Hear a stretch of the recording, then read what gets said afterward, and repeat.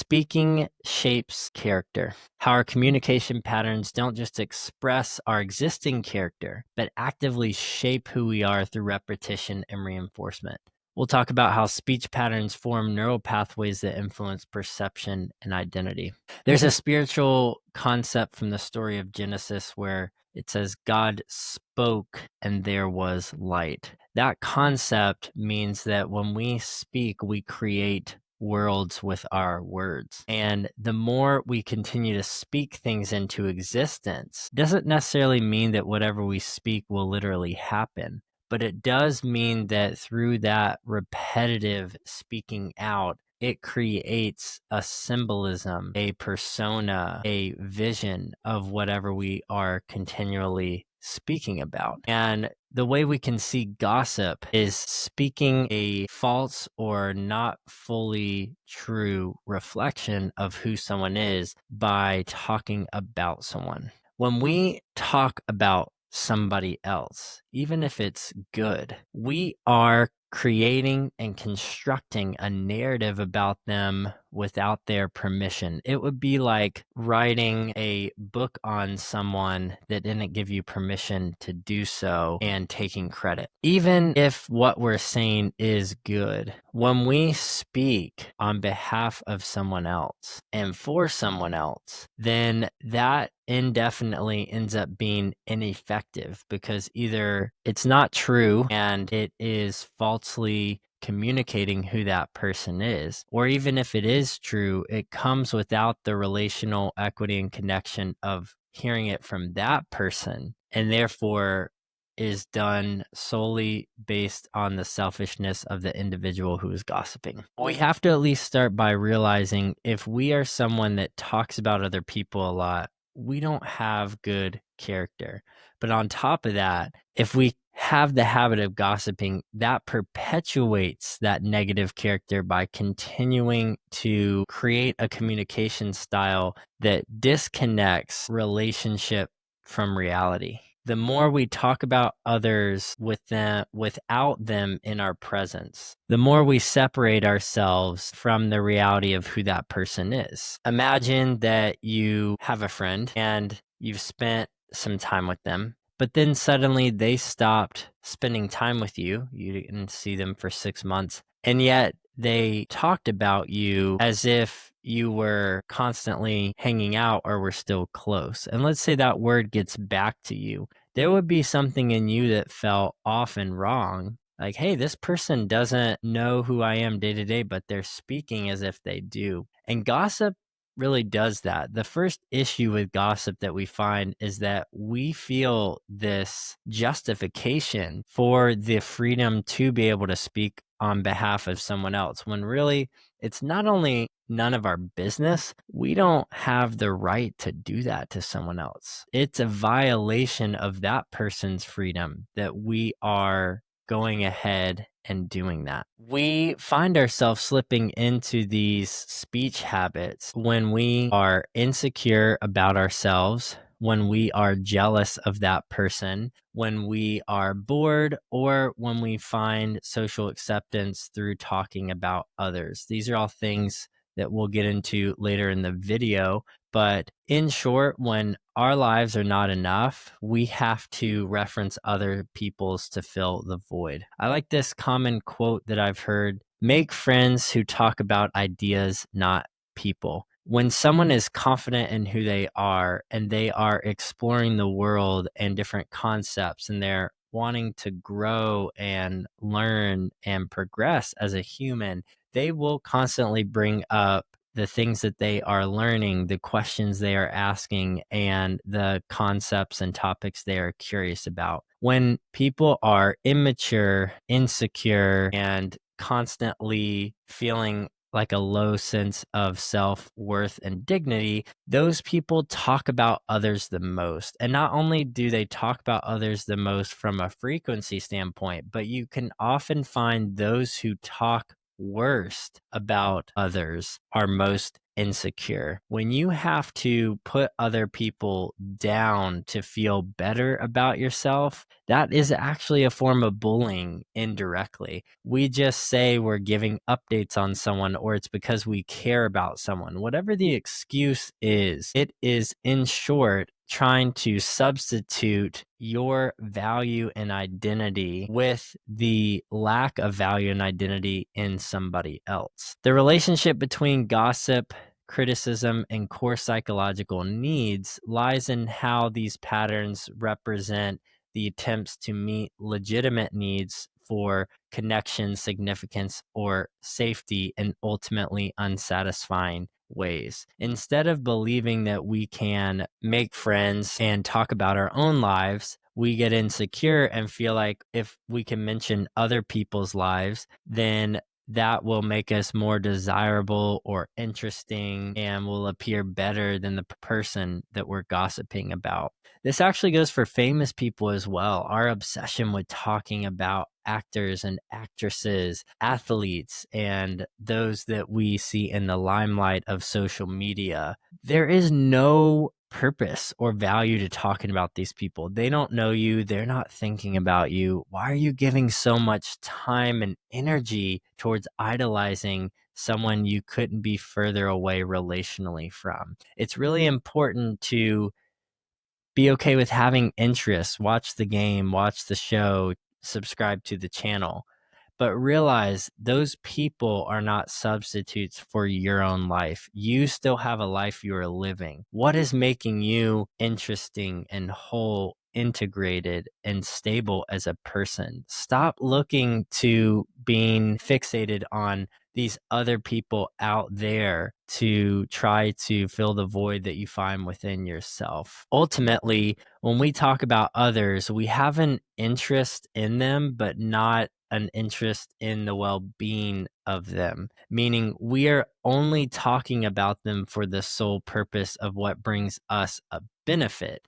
That's really what gossip and criticism is, in short. It doesn't connect to the other person, it doesn't serve or help the other person, and it doesn't generously give to them. It actually takes the parts of them that we find worthy away from them in a way that only serves us. And we try to patchwork by pulling the gossip and criticism from all these different people. But all those things that we mentioned, finding safety, personal significance, and having connection with others, can only be found through the work that you do as an individual. Let's talk about some common misconceptions about gossip and criticism.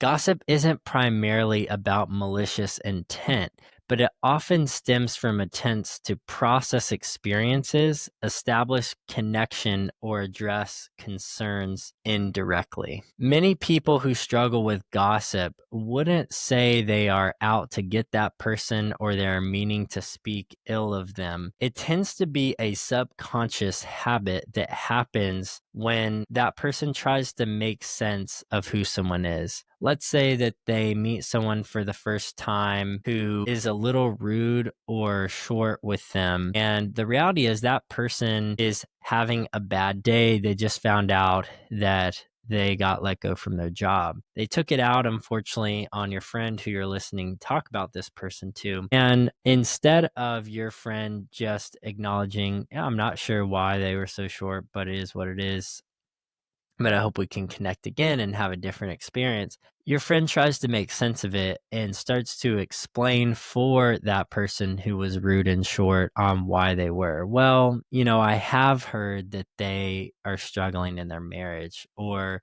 previously someone told me that that person is full of themselves. And so it's probably because I said this or did this that they did that. Whatever it is, the attempt to explain why someone does something without asking them directly and finding out and then reflecting that is a lie, in short. And it's us trying to make sense of the situation, or your friend is hurt because they really wanted to connect to that person, they weren't able to. So out of being hurt, it's easier to judge and say, well, I didn't want to connect with them anyway. They're just a jerk. Whatever you need to justify the disappointment and pain you experienced in that social interaction is used in a justification manner through the gossip or the criticism. Let's say you have a friend who you go out with and they drink too much. Every time that you all have a social outing, they're always getting drunk and not able to contain themselves. It's easy for the rest of the friend group just to say, yeah, Ricky, he's an alcoholic. He's constantly drinking. I don't know what's wrong with him. He needs help. Instead of being a good friend and addressing the concerns directly with your friend, Ricky, in this situation, and expressing that care, trying to understand why he drinks so much, you write him off, you judge him, and you criticize him for having a drinking problem without entering into the relational conversation to try to understand where he's coming from.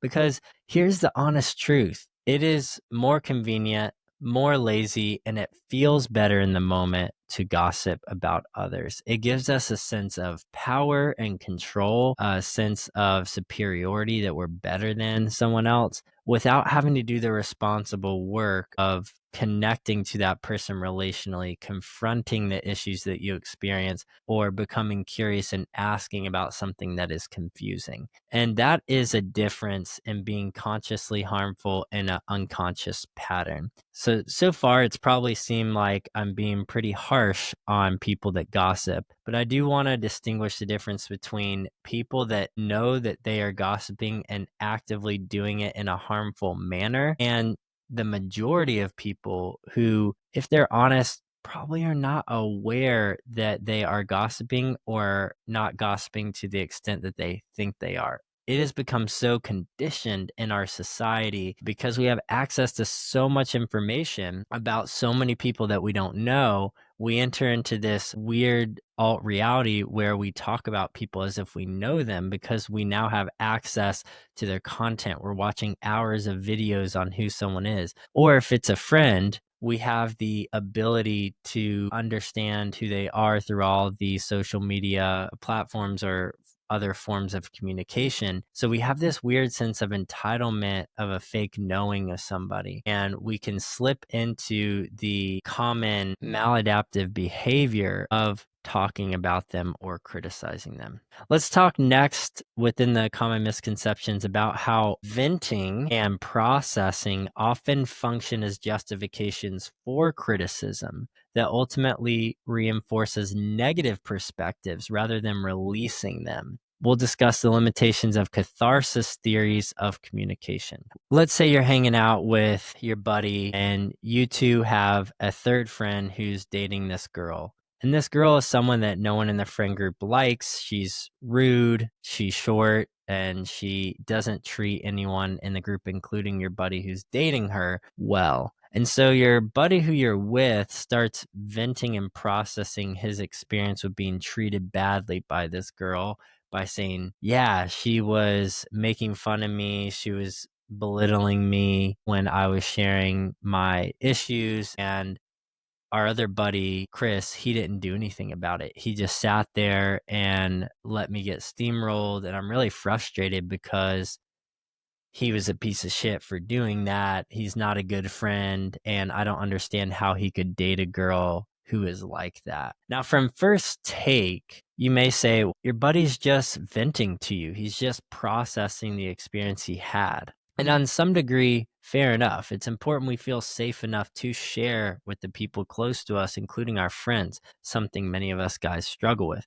But the way we share and what we share matters. So where this went off the rails in this example is that your friend started talking about his experience with your third buddy and his girlfriend, but not from an objective standpoint and then sharing where it affected him, but from a subjective standpoint to where it made a value judgment on them. So what you want to do when you start to hear someone venting or processing is shift the conversation to ask them their experience. So in this example, what you would do is your buddy starts venting and processing. And you would say, hey, I hear you. Sounds like she was difficult to deal with. And of course, we know our friend Chris is dating her and should have stuck up for you. That's fair. But I'm curious, how did that make you feel? What came up in you? What things would you maybe need to bring up to Chris to express your desire as a friend to be treated better? And where are his blind spots that maybe you could share with him in his dating relationship that would help him better decide or see the negative impact of dating this girl?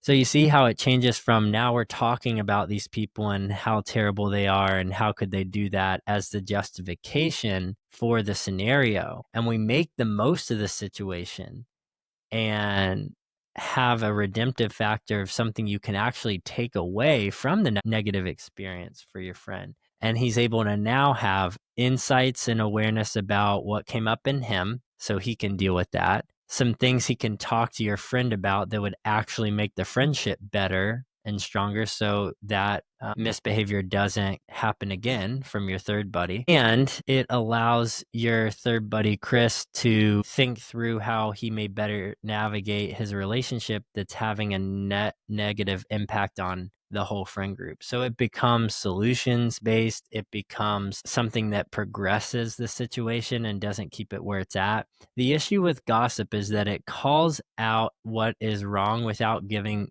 a solution to making it right. And criticism calls out what is wrong from the mistrust of thinking that person is wrong, which is a big difference than constructive feedback, which tells someone something they did was wrong in a way that helps them realize the change they can make so they can be right as a person, that what you do is not who you are. And the criticism conflates that by making a value judgment of the action tied to the identity. So what you want to do with constructive feedback is call out the particular issues that you see. We always want to hold people accountable to immoral or ineffective actions that are negatively impacting us, but we want to do it in a way that helps them address the action, the behavior, the pattern, and not just say that's who they are on an identity level.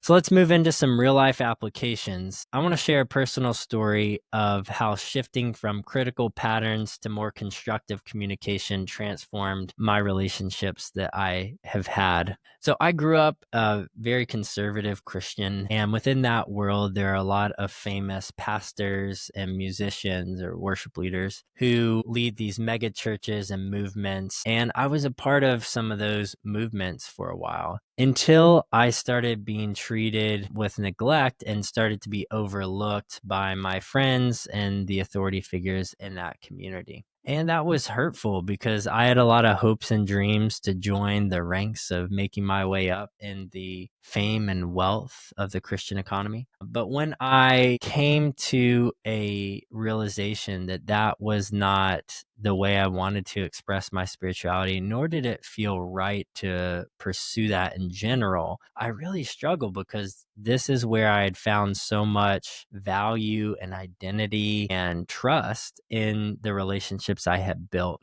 So when I started to move away from that, I found myself getting cynical. I started seeing these people as just money hungry, spotlight seeking people that didn't care at all about communicating their spirituality in a way that was helpful to others. They were just out to get theirs and their motives were terrible. And as I started doing that, I realized that's where I shifted from talking about them in a positive light to talking about them in a negative one. So it went from, I really enjoy this person's presence. Every time we get together, it's a good time. Because initially, I said that because I was reaping the benefits of being in that world and starting to climb the ladder, per se. But the minute that changed, I changed my perspective of them and I started saying, oh, yeah, that person's lazy. They don't look out for people. Or I would be talking to someone else who also had a negative experience with that person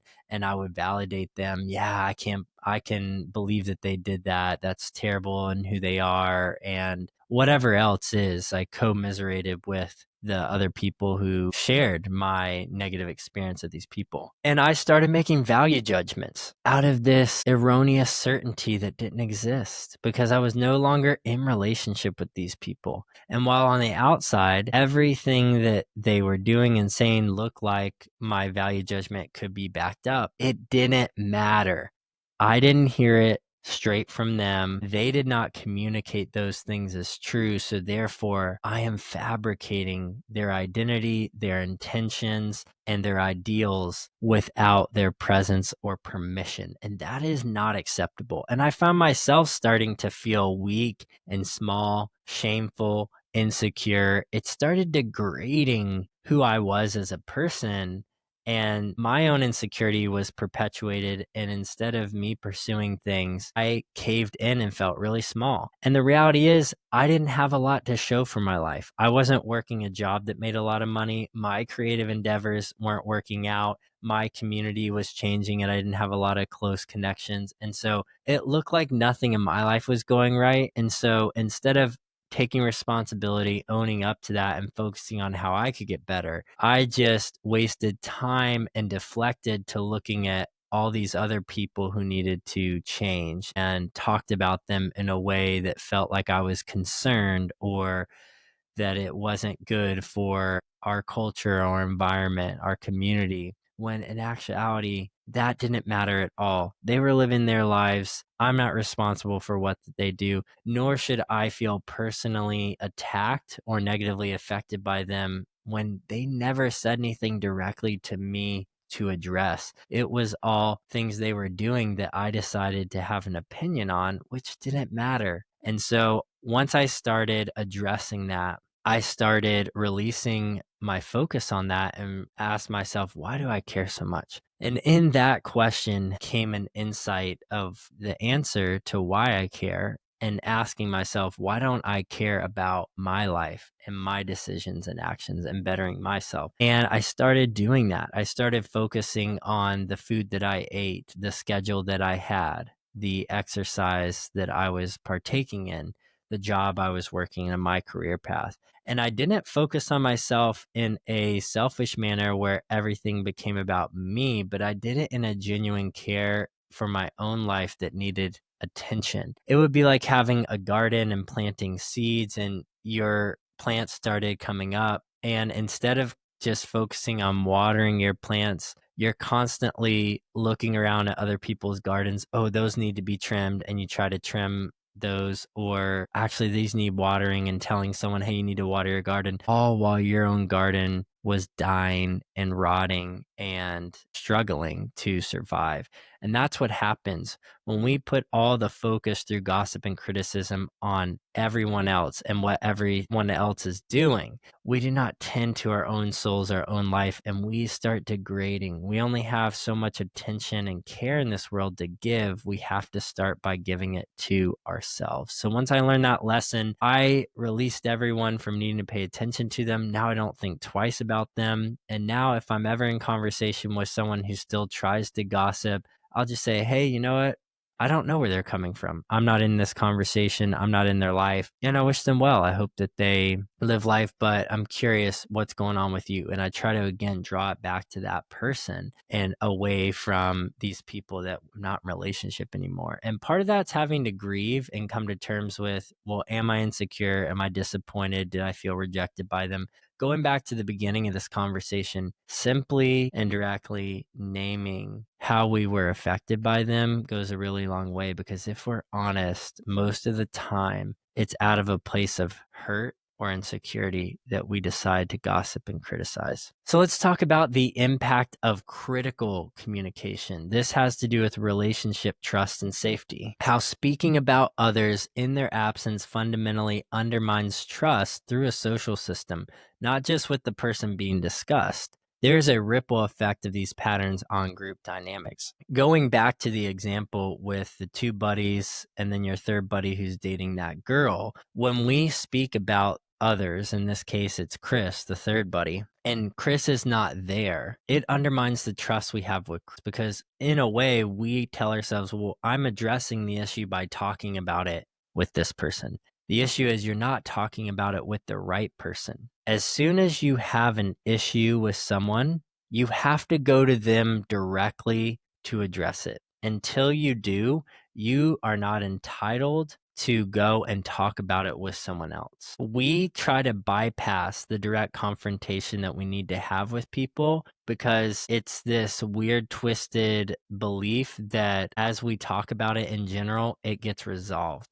But again, until you talk to that person directly, it is not resolved. And not only that, but that undermined trust. Because what you're really saying there is, I don't care enough about our relationship or our friendship to come to you directly. This actually shows how little I care because I'll talk to someone else about it instead of you. And this has a ripple effect because now, like in this example, me as the person listening to my friend talk about our third friend, Chris, I start to have a negative view of Chris. Yeah, Chris sucks for doing that. I wonder why he did that to you. I can't believe that. Why would he date someone like that? Yeah, I'm not really sure. All these thoughts in my mind about Chris start being created, and therefore I start to undermine. So next time I see Chris, subconsciously, I'm going to withhold connection from him. I'm going to avoid his girlfriend because I'm believing the narrative that someone else said. Instead of letting that scenario be between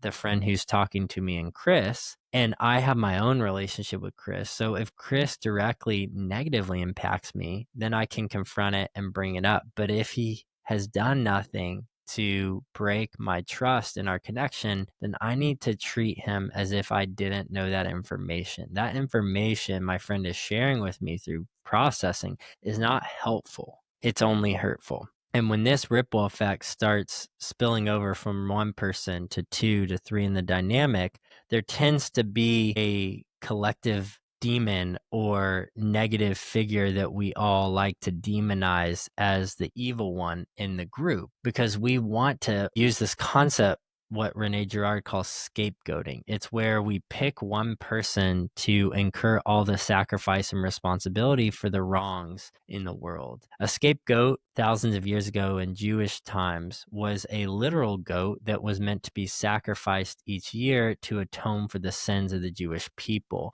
And by making that sacrifice, that goat then alleviated the sins by absolving them from the Jewish people and putting it onto this goat.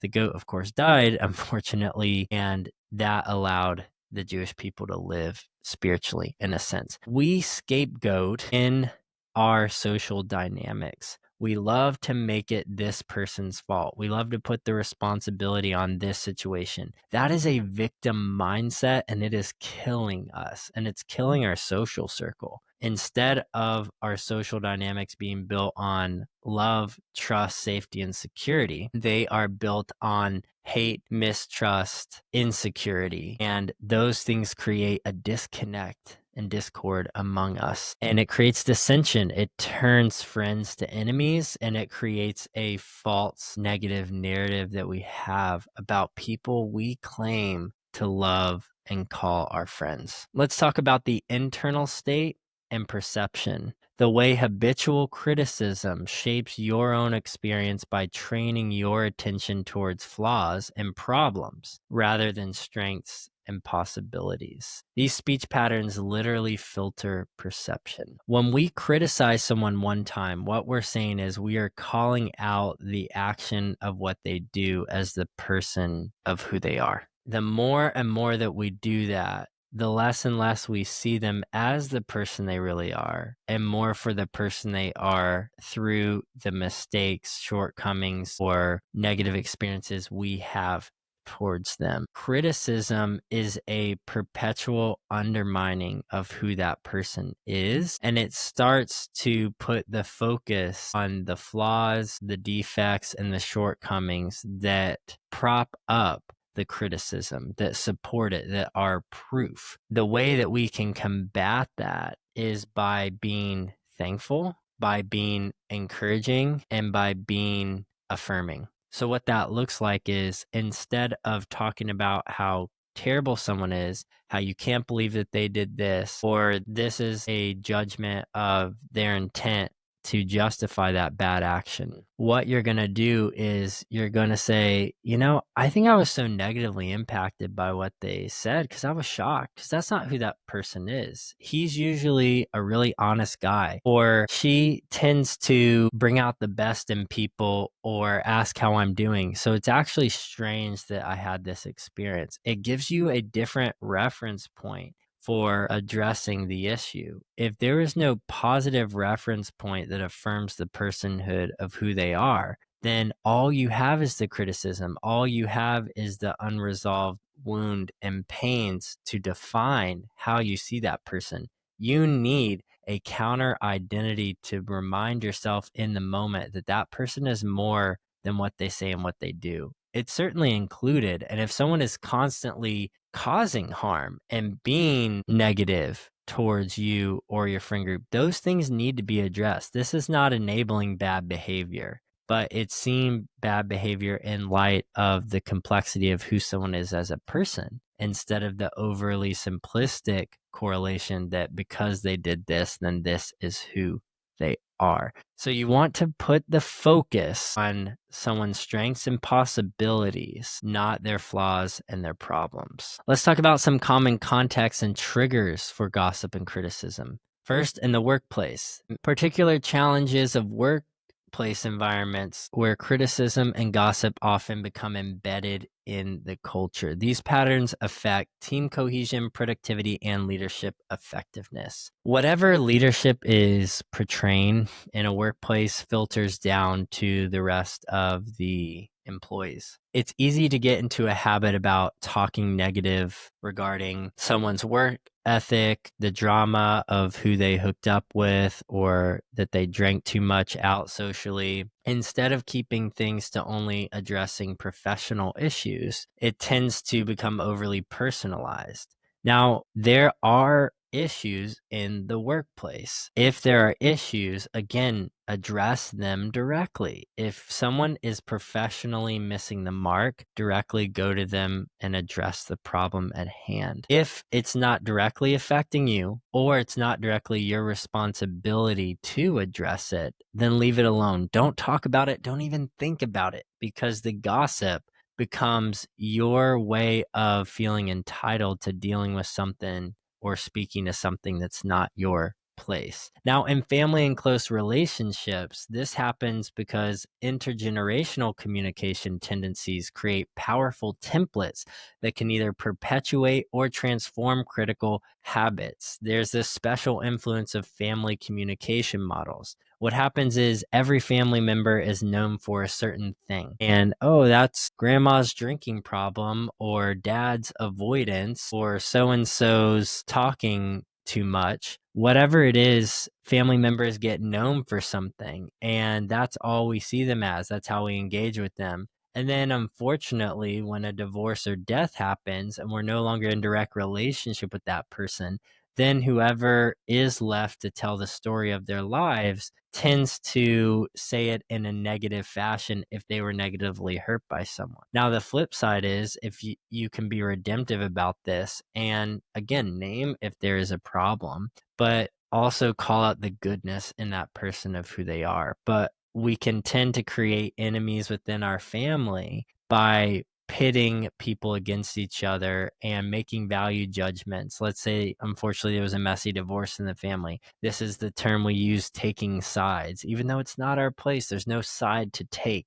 It's two people who are not us who made a decision to change their relationship status. And instead of letting them deal with it and us having our individual relationships with each of them, which is the only possibility now since there's no collective relationship, we decide to create narratives. Oh, this is why they got divorced. He did this, or if he had only done this, or I can't believe she let this happen. Whatever it is not our place. And we tend to gossip because we justify it as caring or wanting to be involved. But the reality is, if you're not asking how you can support that person and you are not actively engaging in their life, you have no right to speak to it in a way that seems like you are doing those things. You want to create narratives for yourself for every single person. It's a blank slate concept where everyone gets a fresh start, without being enabled for the negative decisions that they've made. And by doing this, you address the generalized and stereotypical titles and roles that people within families and friendships get. So let's wrap up with segment 3, some practical tools and applications. The first is the constructive communication framework. The first step here is a speech pattern inventory. This is a structured approach for honestly evaluating your typical ways of discussing others across different contexts. I'm going to give you some questions for identifying both strengths and problematic tendencies. So you're going to list everyone in your life that you tend to talk most about. And that's a weird framework, but just take some time to think through, who do I most see in my life? Who do I most care about in my life? And write down those names. It should be everyone from your spouse or partner to your nuclear family, to your friends, to your coworkers. Those are usually the main categories. And you're going to write down everyone's name. Then you're going to write words that you associate with that person. So it might be Brad from work, annoying. It might be spouse, nagging or exhausting. It might be Aunt Linda, family member, overbearing. You want to ask yourself, what are the words that I most correlate with who this person is? And try to get a sense of where you stand with this person. Do I have an overall positive sentiment or negative? Based on the answer, ask yourself why. And you want to then reflect on, how do I talk about Aunt Linda? Do I often lead with how overbearing she is and complaining about her and how she's always reaching out? Or this person, you want to figure out, what are the scripts, what are the narratives I'm saying about this person? And it requires some humility, because you probably think you're not gossiping as much as you are. The truth is, many of us are actively talking about people we have no business doing so, and it's become so subconscious and normalized we don't even realize it. So this first step takes a lot of admitting, a lot of humble assessing, and a lot of deep reflection to actually understand how you communicate about that person. The next step is communication shift progression. This is going to be a system that helps you develop more constructive alternatives to the criticism and gossip through specific practices.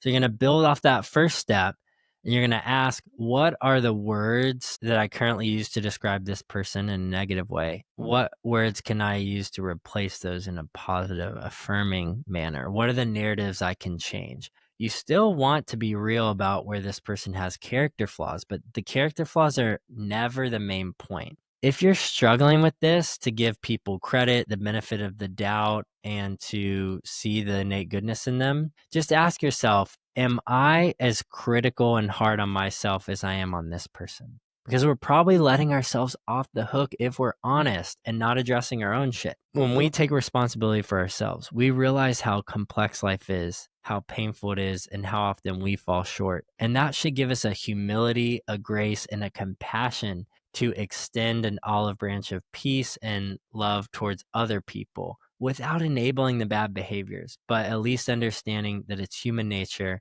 They're not out to get you, and you're not entitled to talk about them in a negative way. Different personality types here will focus on different ways of talking about people. It's just based on how you see the world as an individual and the subset of values that you have. But consider all that. Okay, if I am this kind of personality and I express myself this way, and these are the values that I have, then this is probably why I'm focused on this characteristic with someone else, or this particular relationship dynamic, or why this bugs me so much, or I feel the need to talk about that topic the most out of others. It's important to get a lay of the land. So once you do all this, now you're going to shift gears into talking about them in a positive, affirming way.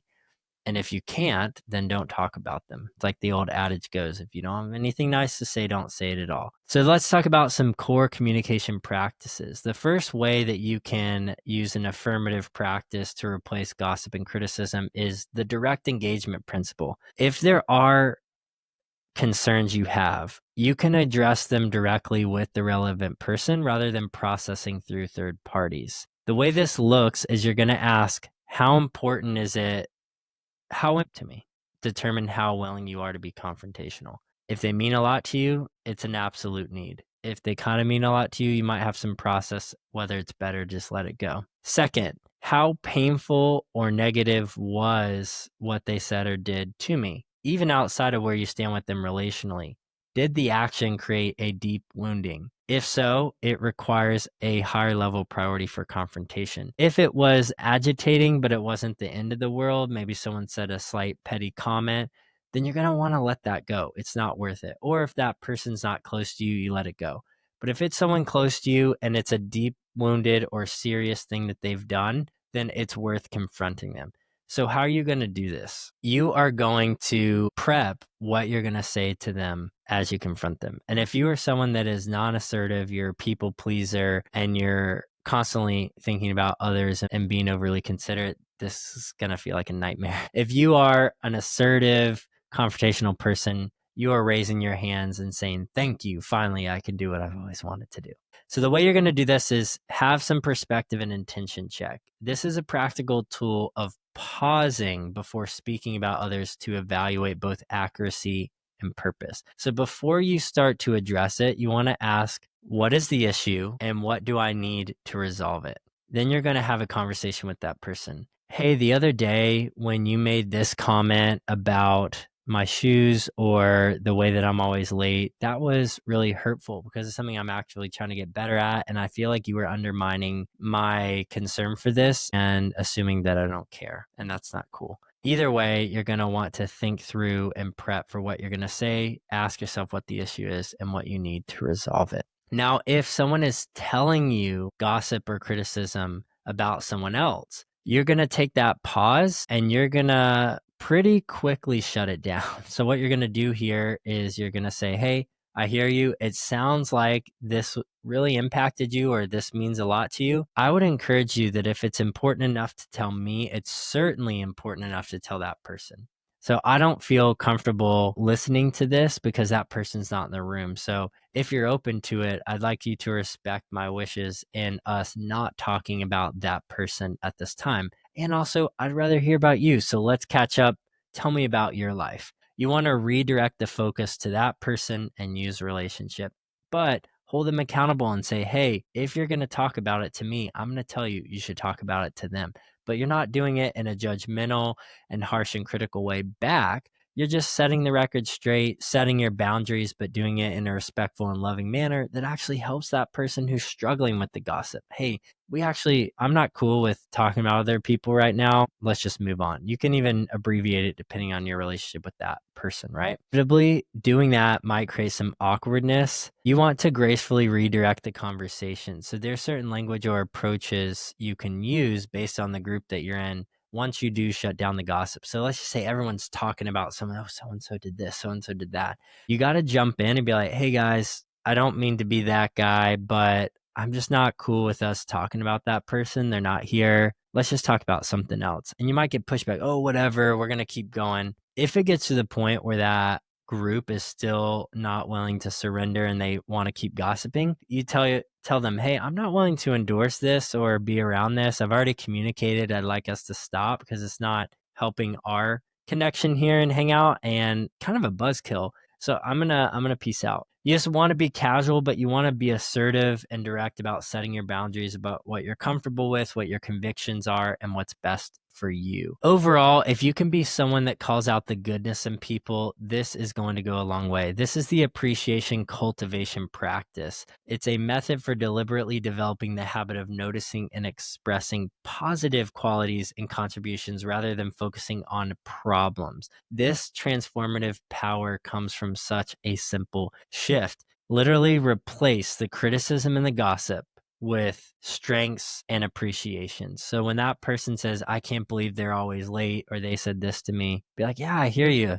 But they're so good at this. They listen. They're a good gift giver. They were really there for me when I was going through a time in need. You want to set the record straight by giving them credit to who they are as a person.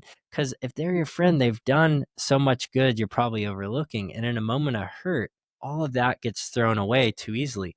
You want to, again, restore the innate goodness perspective of who that person is in a way that you would want someone to do for you, to go to bat for you if you made a mistake and someone started gossiping about you in a group. you would want someone to stand up for you and be like, hey, but you know what? Wes is actually a good guy. He actually is going through this, and this is where that was coming from. And if you all really have a problem with it, you need to talk to him directly. You want people to advocate for you, so be an advocate for others. So the conclusions and takeaways: remember, how we speak about others isn't just a matter of social etiquette, but a powerful force shaping our own character, our relationships, and the environments we inhabit. So this week, I want you to apply the speech pattern inventory we discussed to honestly assess your communication tendencies with every person in your life.